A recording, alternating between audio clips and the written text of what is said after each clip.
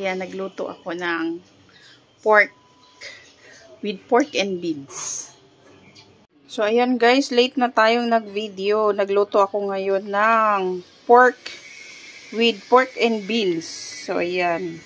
Nilagyan ko siya ng kamote, sweet potato, tapos bell pepper, and carrots. So, ayan. So, late na ako nag-video kasi ang dami kong ginagawa. Busy ako. So, ayan. So, pinapalambot natin yung vegetables. Malambot na yung pork. Maluto. Ayan, malapit na siyang maluto. Para ilalagay na natin yung pork and beans na dilata. Haluin na natin guys, para maluto yung nasa ibabaw. Ayan. Malapit na siyang maluto. Malambot na yung gulay. Ayan. Diba? Tikman natin kung sarap. Ilalagay na natin yung pork and beans dyan.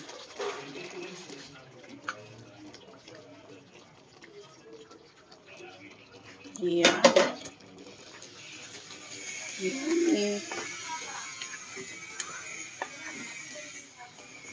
Kasi malambot na yung gulay.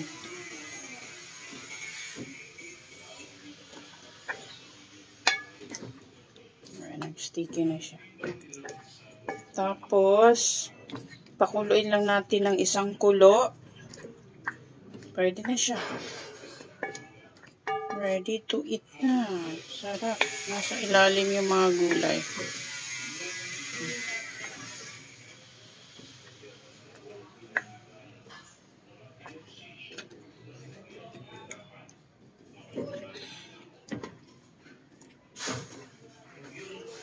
Sarap na.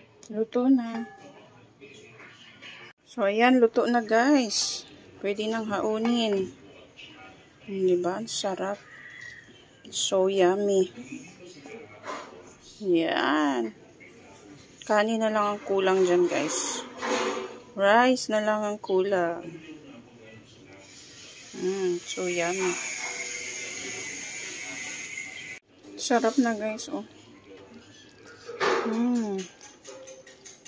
Sticky ang sauce. Sarap. Isang ulam ng nanay ko. O, diba? Utan sa Bisaya. Dinengdeng sa Tagalog. Diba? Sarap. Healthy.